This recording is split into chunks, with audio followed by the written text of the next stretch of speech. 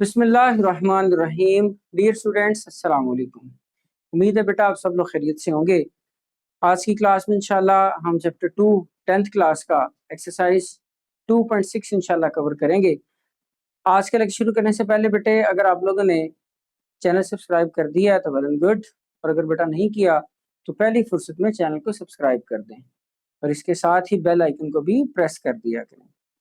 आज की क्लास में बेटे एक्सरसाइज शुरू करने से पहले हम एक टर्म डिस्कस करेंगे, फार्मूला। छोटी क्लासेस से लेके बेटे अभी तक आप लोग पढ़ते आ रहे हैं फार्मूला फार्मूला फार्मूला। आज हम यहाँ पर ये सीखने की कोशिश करेंगे कि भाई फार्मूला कहते हैं किसको, फार्मूला क्या होता है। देखो बेटे, according to definition of formula express करता है, इजहार कराता है, जाहिर करता है किसको, द प्रिसाइज रिलेशनशिप, एक खास ताल्लुक, एक बड़ा ही सही ताल्लुक जिसके अंदर किसी भी किस्म की कमी बेशी की जो है वो नहीं रहती। Relationship between the various measurable quantities, मुख्तलिफ जो वेरिएबल क्वांटिटीज हैं उनके दरमियान, इन अ प्रॉब्लम, किसी प्रॉब्लम या सिचुएशन में, इन एन इक्वेशन फॉर्म, और हम उसे किस फॉर्म में लिखते हैं, इक्वेशन की फॉर्म में लिखते हैं। तो इसकी एक एग्जांपल डिस्कस करते हैं बेटे, सिंपल, जैसा कि आपकी बुक में एक एग्जांपल लिखता है, कहता है फर्ज करें ये आपके पास एक स्क्वायर शेप है। हम स्क्वायर कहते हैं एक ऐसी शेप को जिसकी तमाम साइडें बराबर हो। ये शेप स्क्वायर की बजाय रेक्टेंगल भी हो सकती है, या इसके अलावा आप कोई भी शेप ले सकते हैं जिसका फार्मूला बनाना चाह रहे हैं। बेटे इस वाली साइड को हम आमतौर पर लेंथ कहते हैं, और बेटे इसे क्या कहते हैं, विड्थ। इसी तरह बेटे ये लेंथ है और बेटे वो उसकी क्या है, विड्थ है। ये जो इसकी बाउंड्री है, फर्ज कर लें हम इसको लिख लेते हैं, पॉइंट ए से ये बी है, ये सी है, ये डी है। आप इसकी सारी बाउंड्री ए से चलना शुरू हुए, घूमे बी पे, बी से सी पे, सी से डी पे, डी पे वापिस ए पे आए, इस सारी बाउंड्रीज की लंबाई चाहिए। तो बेटा किसी भी चीज की जो बाउंड्री की लेंथ होती है हम उसको मैथमेटिक में क्या कहते हैं, पेरीमीटर। आपको पेरीमीटर निकालना है, और बेटा पेरीमीटर को हम किससे लिखते हैं, पी से। पेरीमीटर किससे लिखा जाता है, पी से। ये बेटे अगर एल है तो जाहिर सी बात है ये भी एल होगा, क्योंकि ऑपोजिट साइड बराबर है। ये डब्ल्यू है तो बेटा ये भी क्या होगा, डब्ल्यू। इसी तरह अगर ये एल है तो ये भी एल, और ये डब्ल्यू है तो ये भी डब्ल्यू। अब हम एक रिलेशन बनाने जा रहे हैं। मैंने भी आपसे कहा अगर मुझे इसका अहाता करना है, पेरीमीटर इसका फाइंड करना है, तो मुझे इसकी बाहर वाली साइड से सारी लेंथ जो है वो प्लस करनी, जितना भी उसकी बाउंड्री लेंथ और विड्थ है। ये बेटे आपके पास फर्ज कर लेते हैं एल है, ये बेटे डब्ल्यू है, ये भी बेटे एल है, और ये बेटे क्या है, डब्ल्यू। तो जरा पेरीमीटर देखें, एल में एल ऐड कर दें 2l, बेटा डब्ल्यू में डब्ल्यू ऐड कर दें 2w, बेटे 2 कॉमन ले लें तो l प्लस डब्ल्यू। ये बड़ी सिंपल बातें जो आप लोग पढ़ते आ रहे हैं पिछले क्लासेस। ये पेरीमीटर का एक फार्मूला आ गया, रिलेशन आ गया। अब अगर हम सिर्फ स्क्वायर की बात करें, ये हम यूज करेंगे स्क्वायर के लिए भी, और ये हम लोग यूज करेंगे रेक्टेंगल के लिए। अगर बेटा सिर्फ स्क्वायर की बात करते हैं तो स्क्वायर में हमें पता है, स्क्वायर कहते ही उसको है जिसकी लेंथ और विड्थ आपस में क्या हो, इक्वल। उसे क्या कहते हैं, स्क्वायर। इसका मतलब ये हुआ कि हम यहाँ विड्थ की जगह पर भी क्या लिख सकते हैं, एल, क्योंकि दोनों बराबर हैं। अगर बराबर हैं तो बेटे एल प्लस एल कितना हो जाएगा, 2l। तो बेटे आपके पास फॉर्मूला आ जाएगा पेरीमीटर का, किसके इक्वल, 4l। अब बेटे ये एक बात आपने याद रखनी है, फार्मूले के अंदर जो लेफ्ट साइड पे वैल्यू लिखी होती है, जो लेफ्ट साइड पे वैल्यू लिखी हो, उसे हम सब्जेक्ट ऑफ फार्मूला कहते हैं। उसे हम क्या कहते हैं जी, सब्जेक्ट ऑफ फार्मूला। और बेटे जो राइट साइड पे वैल्यूज लिखी होती हैं उसे हम लोग फार्मूला की टर्म्स कहते हैं। तो इसको अगर हम देखें तो बेटा P जो है वो सब्जेक्ट ऑफ फार्मूला है, और यहाँ पर आपके पास 4l है। अच्छा, इसको अगर मैं आसान लफ्जों में बयान करूं तो बेटे यूं समझें कि जो सिंगल वैल्यू होगी ना एक तरफ अकेली पड़ी हो, चाहे वो लेफ्ट पे पड़ी है चाहे वो राइट पे पड़ी है, तो हम उसे क्या कहेंगे, सब्जेक्टिव फार्मूला। और बाकी जिसके अंदर मुख्तलिफ टर्म्स मिक्स हों, कुछ प्लस हो रहा है, कुछ माइनस हो रहा है, कोई मल्टीप्लाई हो रहा है, कोई डिवाइड हो रहा है, कोई वैल्यूज मिक्स हुई हुई हो, तो बेटे उसे हम लोग फार्मूला के टर्म्स कहते हैं। इसमें देखें पी बिल्कुल अकेला है और ये दो वैल्यूज लिखी हुई, तो लिहाजा पी क्या हुआ, सब्जेक्टिव फार्मूला। और बेटे ये 4L जो है ये आपके पास क्या होगा, फार्मूला के टर्म्स होंगे। तो इस एक्सरसाइज में भी बेसिकली हमें यही डिस्कस करना है। तो एक्सरसाइज में क्या करेगा, कुछ रिलेशन देगा, बड़ी आसान बड़ी सिंपल एक्सरसाइज है, इसमें आपको कोई कैलकुलेशन नहीं करनी, सिर्फ सब्जेक्ट वो आपको बताएगा, एक फॉर्मूले में 2 या 3 टर्म्स वो दे देगा और उन टर्म में किसी एक को आपको कह देगा जी भाई इस सब्जेक्ट में फॉर्मूले को कन्वर्ट कर दे। बेटा जिसको सब्जेक्ट टू फार्मूला कहे आपने बस उस वैल्यू को सेपरेट कर लेना है, बाकी सब कुछ उठा के दूसरी तरफ ले जाना है।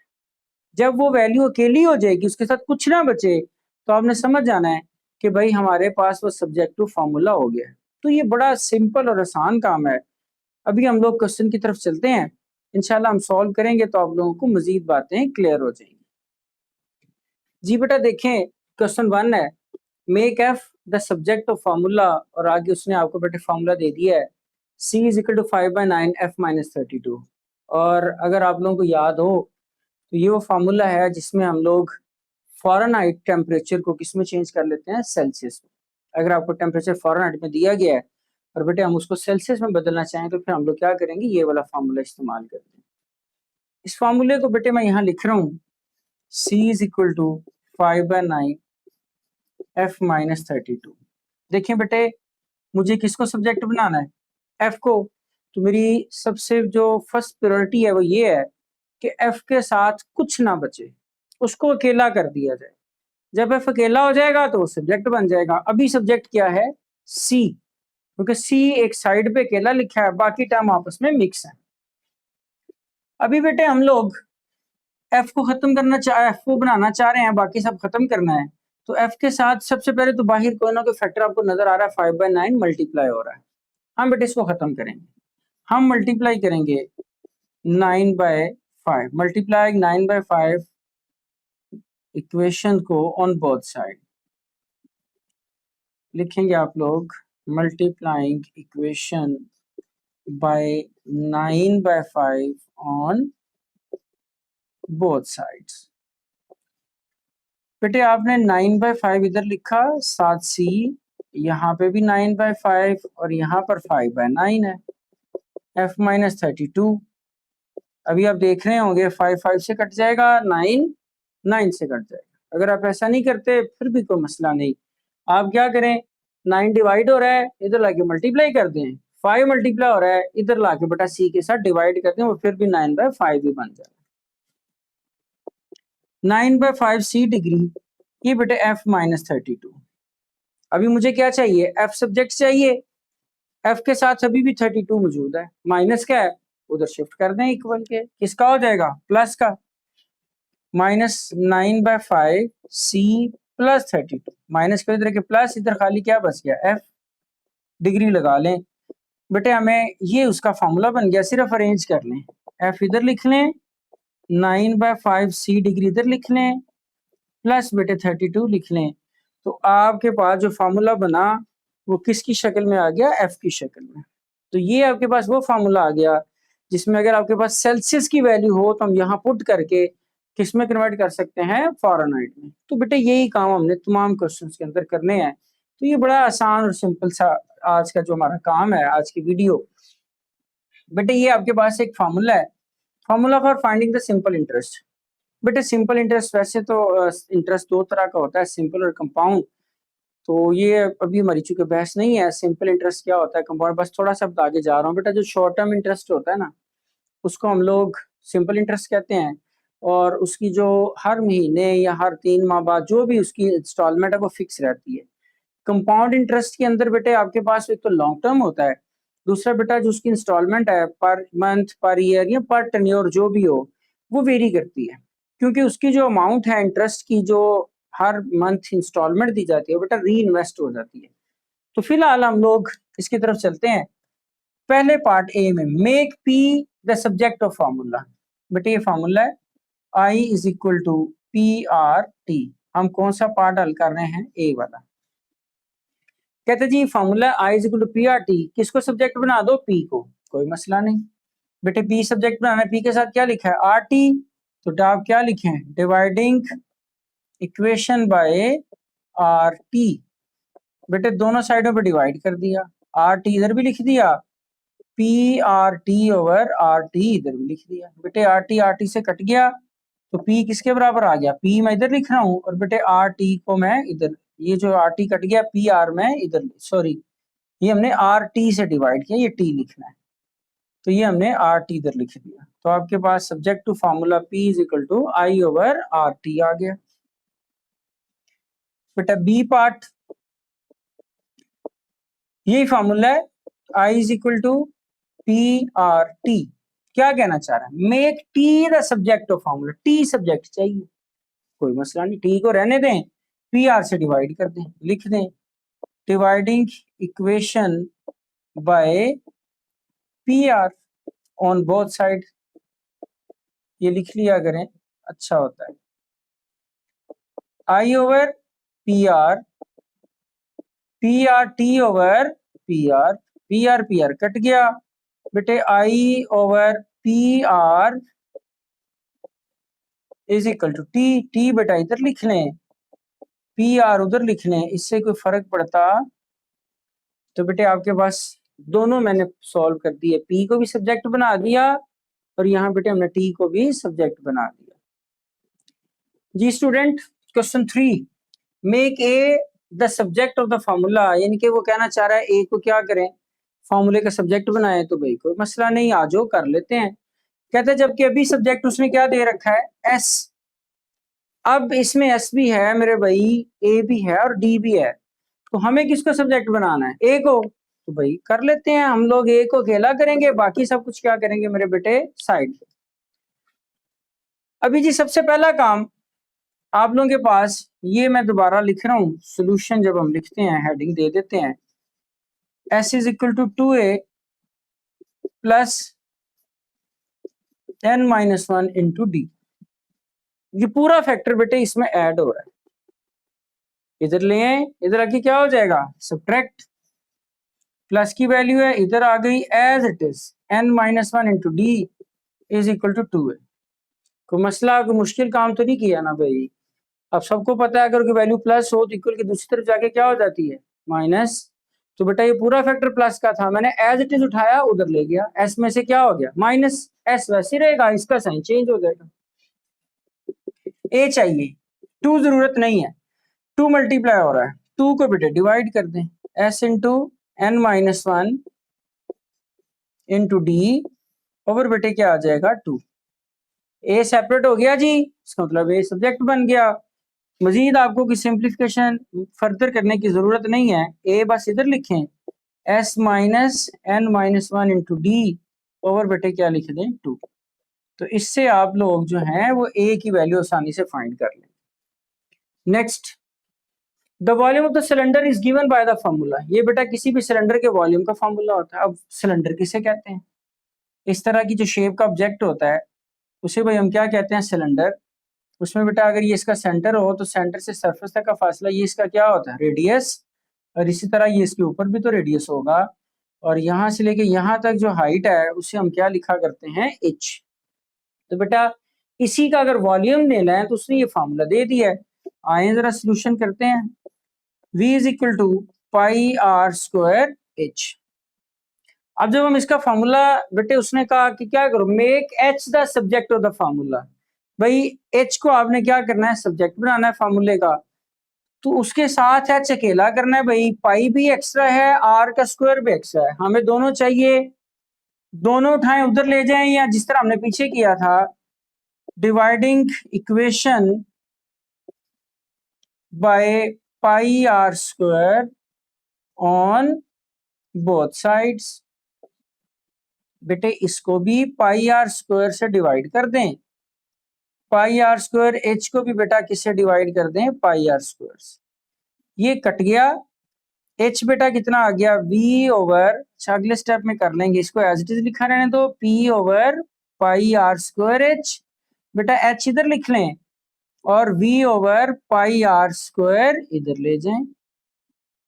ये हमारा h की सब्जेक्ट बन के फॉर्मूला कंप्लीट। अब इसको डायरेक्ट भी ला सकते थे, हम सिर्फ कोशिश कर रहे हैं। लॉन्ग तो खैर इस एक्सरसाइज में शायद नहीं आएगा ही नहीं, अगर शॉर्ट क्वेश्चन इसमें से आता भी है तो बेटे चलें 2 नंबर के लिए हम 2-4 स्टेप तो कर लेना। इसलिए हम जरा स्टेटमेंट लिखते हैं, उसको बहुत सारे डिवाइड करते हैं, सिंप्लीफिकेशन करते हैं, ताकि कोई 2-3 स्टेप्स में हम लोग उसको कवर करें, ताकि 2 नंबर हम लोग जस्टिफाई कर सकें। वैसे अगर आप डायरेक्ट भी ले जाएं तो भाई गलती फिर भी नहीं, तो हमने एच बना लिया। आए 5वें क्वेश्चन पे चलते हैं। द एरिया ऑफ द ट्रेपोजाइड, सबसे पहले जी हमें ट्रेपोजाइड देखनी है किसे कहते हैं। बेटा वो डिफरेंट शेप्स हो सकती हैं, बस आपने इतना याद रखना है, एक ऐसी पॉलीगॉन है, एक ऐसी क्लोज फिगर है जिसकी ऑपोजिट साइड पैरेलल और बाकी 2 साइड जो हैं वो नॉन पैरेलल होती हैं। वो बेटा इस तरह भी हो सकती हैं, वो बेटे आपके पास ये वाली शेप यूं बना दें, ये भी ट्रेपोजाइड ही है, इस तरह की भी ट्रेपोजाइड है, ये भी है। ये जो इसका यहाँ से परपेंडिकुलर डिस्टेंस होता है बेटे, इसे हम लोग इसकी हाइट कहते हैं, इसे हम इसकी क्या कहते हैं, हाइट h। ये बेटे इसकी 2 बेसिस होती हैं, इसको अगर फर्ज करें b1 कहा तो इसको हम क्या कहेंगे, b2, sum of the parallel side. Formula क्या होता है, sum of parallel side multiply by height into 1/2। तो बेटा इससे आप लोगों को जो है ना ये याद रखें, फॉर्मूले भी याद रहेंगे, इन स्टेटमेंट को याद रखेंगे तो फॉर्मूले भी आपको याद रहेंगे। अभी क्वेश्चन पे आ जाए, उसने सोल्यूशन में आपको पूछ लिया है, कहते जी एरिया दिया गया है 1/2h into b1 plus b2, और कहना क्या चाह रहा है, मेक h, ये जो h दिया गया है इसको सब्जेक्ट बनाना है। सबसे पहला काम बेटे 2 डिवाइड हो रहा है, इधर ले जाए मल्टीप्लाई हो जाएगा, कर दें मल्टीप्लाई हो गया, इधर आ गया h into b1 plus b2, हमें सिर्फ h चाहिए, ये साथ मल्टीप्लाई और h के इसके साथ डिवाइड कर दें, लिख दें dividing equation bye b1 plus b2 on both side. मैं फिर कह रहा हूं भाई, हम डायरेक्ट भी इधर लाके लिख देंगे फिर भी मसला नहीं है, जरा हम स्टेप इसलिए कर रहे हैं ताकि चलें तो थोड़ा हमारे 2-4 स्टेप बढ़ जाएंगे। तो मैथ में बेटे जितना भी आप लोग स्टेप खोल के करें वो आपके लिए उतना ही अच्छा है। b1 प्लस b2, ये बेटा कैंसिल हो गया, 2a over b1 plus b2 as it is, और ये बेटा h, इसको बस अरेंज कर लें, h इधर लिखें, 2a इधर आ जाएगा, नीचे बेटा b1 प्लस b2, ये उसने आपको कहा था h की शक्ल में सब्जेक्ट बनाए, बेटा हमने वो भी बना दिया और क्वेश्चन 5 भी कंप्लीट। बेटा देखिएगा क्वेश्चन 6 है, if y is equal to mx plus c, अगर आपको याद हो 9th क्लास, तो बेटे ये आपके पास एक इक्वेशन दी गई है जिसे हम लोग क्या कहा करते थे, स्लोप इंटरसेप्ट फॉर्म। उसे एक स्लोप इंटरसेप्ट फॉर्म दे दिया y is equal to mx plus c, then make the x subject of the this equation. ये जो इक्वेशन दी गई है इसके अंदर बेटे आपने सब्जेक्ट क्या बनाना है, x, फिलहाल इसका सब्जेक्ट क्या है, y इसका सब्जेक्ट।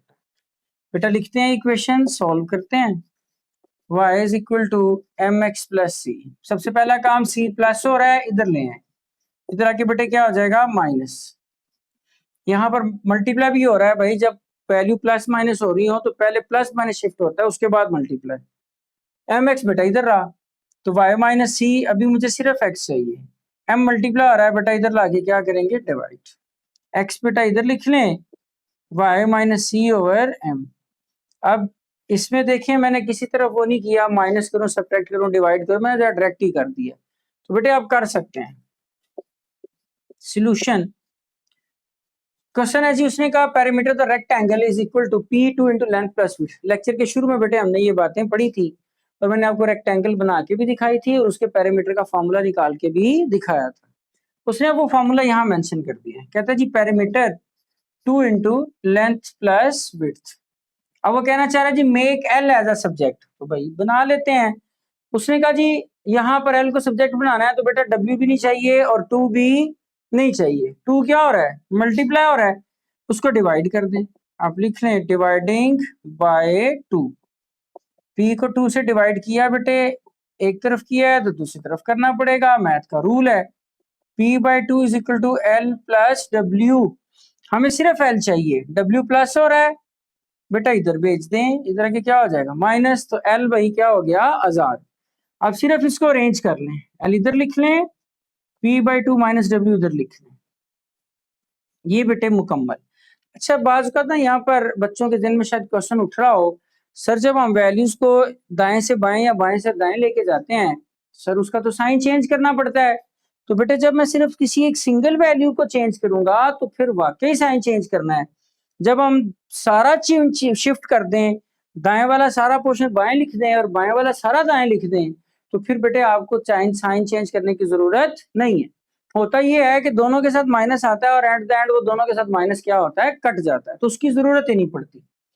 तो बेटे ये आपके पास एल की टर्म में निकल आया। ये जरा मैं इसको 2 की शक्ल में लिख दूं, शायद आपको कंफ्यूज ना हो जाए, ये सही क्लियर नहीं हो रहा, ये नहीं क्लियर हो गया जी, ये आपके पास टर्म बन गई। अब अगले 8वां नंबर क्वेश्चन है, the equation of the parabola is y square is equal to 4x। ये बेटा पैराबोला की इक्वेशन दी गई है और इसमें कहना चाह रहा है जी x को सब्जेक्ट बनाएं इस इक्वेशन का, y square is equal to 4ax। अब बेटे आप लोगों को इसमें x चाहिए, 4a आना की जरूरत नहीं है, तो हम लिख देंगे dividing by 4a on both side. Equation को बेटा डिवाइड कर दिया, y square over 4a is equal to 4a over again 4a। बेटे इसको डिवाइड किया तो उधर भी तो करना पड़ेगा ना, ये कट गया, तो बेटे आपके पास आ जाएगा y square is equal to 4a is equal to x। इसको अरेंज कर लें, y square is equal to 4a। तो बेटे आपका ये आंसर भी कंप्लीट, हमने x को सब्जेक्ट ऑफ दिस इक्वेशन बना दिया। जी प्यारे बच्चों question number 9, if p is equal to s minus c where s is the selling price and c is the cost price, make s as subject of the equation। बेटे इस वक्त उसने जो आपकी क्वेश्चन दी हुई है उसके अंदर p आपका सब्जेक्ट है, p मींस प्रॉफिट। प्रॉफिट हमेशा कैसे निकलती है, सेलिंग प्राइस ज्यादा होगी कॉस्ट प्राइस कम होगी, तो सेलिंग में से कॉस्ट प्राइस माइनस कर दें तो बेटे हमेशा क्या निकल आया करेगा, प्रॉफिट निकल आया करेगा। अगर आपकी कॉस्ट ज्यादा है सेलिंग कम है तो फिर हम selling minus cost minus selling करेंगे तो बेटा क्या निकल आया करेगा, लॉस। फिलहाल लॉस हम नहीं पढ़ रहे, हम इसी को देख रहे हैं और हमने क्या करना है, किसको सब्जेक्ट बनाना है, एस को। Make S as a subject, बेटा लिख देते हैं P is equal to S minus C. हमें बेटा एस चाहिए, बड़ा ही सिंपल, कुछ नहीं करना, माइनस का सी है बेटा इधर ले आए, इधर आके किसका हो जाएगा, प्लस का। इसको अरेंज कर लें, S is equal to P plus C. ये कोई सवाल तो नहीं है ना भाई, तो ये बेटा हमने उसको कर दिया, S is equal to P plus C. बेटे सिमिलर यहां आ जाए, ये आपके पास है जी v is equal to 1/3 pi are square H. उसने कहा जी h को क्या करें आप लोग, इक्वेशन का सब्जेक्ट बना दें। बेटा 3 डिवाइड हो रहा है, अच्छा है किसका फॉर्मूला, कौन, जरा ये भी देख लें। कौन बेटा हम लोग कुछ इस शेप को कहते हैं, ये एक शेप है, इसे हम क्या कहा करते हैं, कौन। ये बेटा इसकी बेस है जो सर्कुलर आपको नजर आ रही है, ये उसका बेटा रेडियस है। अगर आपको याद हो 9th क्लास, तो बेटा ये वाला जो हिस्सा होता है ना, ये वाला, ये जो तिरछा हिस्सा है इसे हम इसकी स्लांट हाइट कहते हैं, और ये जो परपेंडिकुलर डिस्टेंस है ये बेटा इसकी हाइट h कहलाती है। तो उसने आपको इसका वॉल्यूम दे दिया है 1/3 पाई आर स्क्वायर एच, और कहता है h को एज अ सब्जेक्ट बना दें, तो बेटा 3 डिवाइड हो रहा है, सबसे पहला काम करें इसको उठा के इधर ले आए, इधर ला के v से मल्टीप्लाई कर दें, इधर आ जाएगा बेटा पाई आर स्क्वायर एच। हमें भाई सिर्फ h बनाना है, सिर्फ और सिर्फ क्या करना है बेटे, h बनाना है। तो बेटे क्या करूं, वही काम, dividing by pi are square on both side, क्योंकि मुझे पता है h बनाने के लिए मुझे पाई और r की जरूरत नहीं थी, तो मैंने पाई और r स्क्वायर से इसको डिवाइड कर दिया, लेकिन मजबूरी है, मैथ का रूल है, इधर डिवाइड करेंगे तो दूसरी तरफ भी करना पड़ेगा। तो हम क्या करेंगे 3v over pi are square, और यहाँ पर भी बेटे pi are square H over pi are square H. Pi are square से कट गया, ये बेटा 3v over pi are square is equal to, sorry ये एच नहीं आना बेटे, सिर्फ पाई आर स्क्वायर। एच तो हमें बनाना है, एच ऊपर ही रहेगा। अब आप इसको सिर्फ अरेंज कर देंगे, रीअरेंज कर लें। H is equal to 3v over pi are square. तो बेटा इसके साथ ही क्वेश्चन 10 भी कंप्लीट और हमारी एक्सरसाइज कंप्लीट हो गई। और मैं आप लोगों के चेहरे पे मुस्कुराहट देख सकता हूँ। आप सोच रहे होंगे कि इसी तरह के सवाल हों तो सर फिर तो मसला ही कोई नहीं ना, हमने टॉप ही करना है इंशाल्लाह। तो इंशाल्लाह बेटे आप सब लोग टॉप करेंगे अगर आप मेहनत करते रहे। तो टॉप करना कितना मसला नहीं है, लेकिन एफर्ट बहुत जरूरी है। कंटिन्यूस एफर्ट बहुत जरूरी है। अगर आप कंटिन्यूस एफर्ट नहीं करते तो बेटा फिर अपने गोल को अचीव करना थोड़ा मुश्किल हो जाता है। तो बेटा ये हमारा लेक्चर आज का कंप्लीट हुआ। और इसके साथ ही फिर वही हस्बे मामूल, अगर आप लोगों ने चैनल सब्सक्राइब नहीं किया तो बेटा उसको पहली फुर्सत में सब्सक्राइब करें, और अगर कर दिया है तो फिर वेल एंड गुड। इसके साथ ही बेटा लाइक और शेयर दोस्तों के साथ जरूर किया करें। और अगर आपको कोई प्रॉब्लम हो तो बेटे आप लोग कमेंट बॉक्स में कमेंट करके पूछ सकते हैं। अपना ढेरों ख्याल रखिएगा। अगली वीडियो के साथ मिलेंगे इंशाल्लाह। अल्लाह हाफिज।